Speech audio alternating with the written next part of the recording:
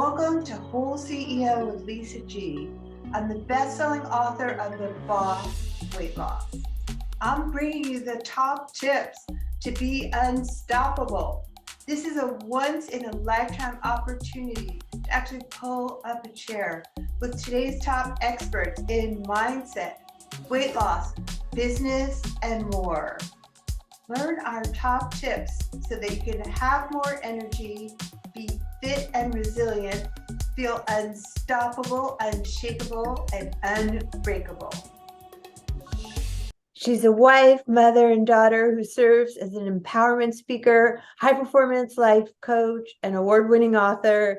She's the president of Exponential Living, a personal, professional, and leadership development company.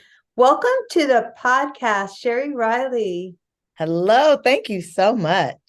I'm so excited to jump into today's topics. I want to talk about high performance, and there's so many things I want to talk about with you. Can we just jump into what is a cautionary tale of high performers and how do we hold ourselves back?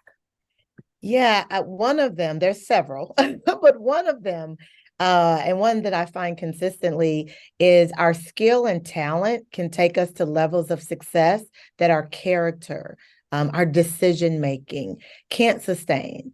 And we see that all the time. We look at, athletes who have these phenomenal contracts and make a decision that they lose, their contracts and families. Or we look at corporate executives. Recently, the corporate executive with Wells Fargo that made a horrible decision on a flight and lost jobs. And so one of the things we have to understand is that our personal development doesn't through osmosis grow and evolve as fast or in sync with our professional success. And so I always tell my high performers, we've got to do the work personally while you're also doing the work professionally. I love it. So that way they can level up their EQ so that it keeps up with their business success and they don't throw themselves under the bus, so to speak. Yeah, and also committing to their personal health outside of their career success. So their mental health, their mental wellness, their emotional health, the health of their relationships with family, friends, and others. We can spend 100% of our time on 10% of who we are and then don't understand why we're unfulfilled. And so it's being able to really have what I call exponential living and that full 100% of all the things that we truly desire. I think that's so important because don't you see sometimes patterns come up when people don't do the work? I know I've run against patterns myself and I've seen it in other people where if you don't do the work, you keep on coming up with the same problems and you're like, why does this keep happening to me again?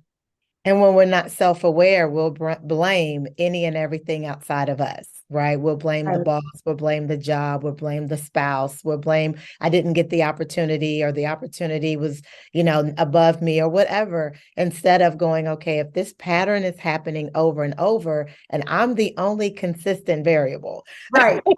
At some point, you have to look at you. I found that in my own personal life, in relationships, I just found like, why is this happening over and over again? And then I got to a level of pain that was so great that it made me want to dig deeper into self-mastery and into doing the work, and it's paid off. Yes. I love what John Maxwell says. He says people really only commit to change when the pain of staying how they were is greater than the work of changing. And I see that, as you just said, I see that a lot with the people I work with because of the ego and the drive, which is what gets them to the level of success they reach. It's hard because the success or the next goal or the next, purse or the next car, the next house can motivate you past the pain. But when you finally get to the point where the pain is greater than the next achievement is when my clients really decide to commit to the work. I love it. All right. Now, I know that we're all going through such turbulent times these days. I want to ask you about what are the keys to inner peace to increase productivity? Yes. So there's 5 keys, and I'll kind of touch on them quickly. And it all boils down to our inner power, right? The first key is our perspective. how do you really look at the situation and circumstance that you're in? Let's just use, the pandemic that we most recently went through. Aside of the terrible death and aside from the horrific things that we all as a nation, as a country, and as a world globally had to deal with, there was a perspective of some positives that came out of it. The time that you were able to spend with your family uninterrupted and other things. So the key is, what is our perspective, right? The second is taking ownership. What are you really focused on? A lot of times we focus on so many different things that we forget to focus on what's most important. And one of the things that I've really gravitated to and help my clients with is what's most important. Like, I understand Right. all of the things that's challenging and traumatic and good and bad, but what's most important?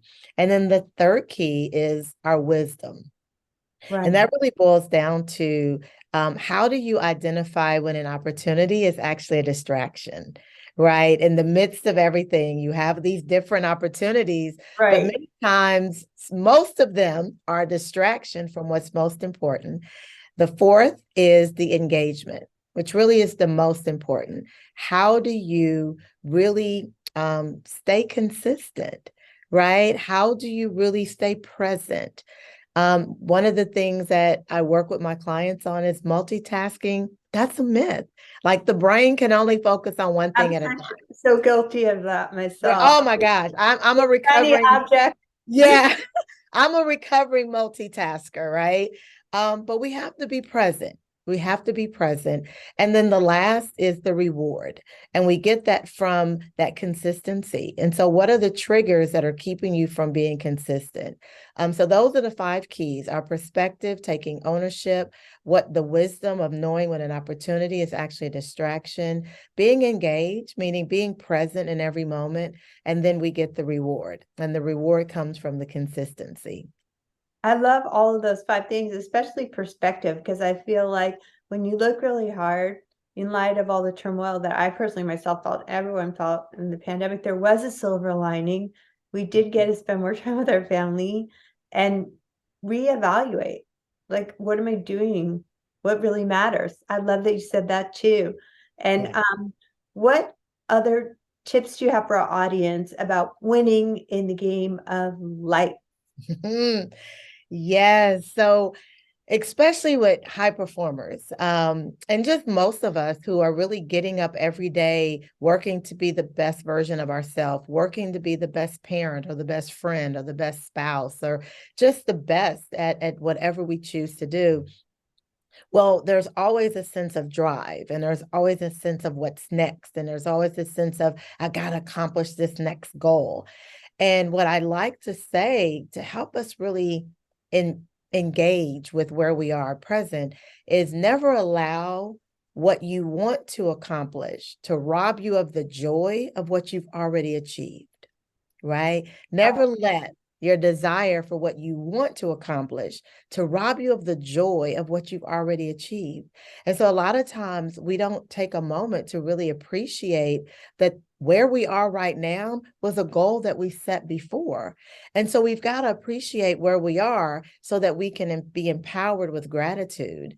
A lot of times you say, oh, I'm so, down or struggling or depressed, or I don't feel good mentally and emotionally.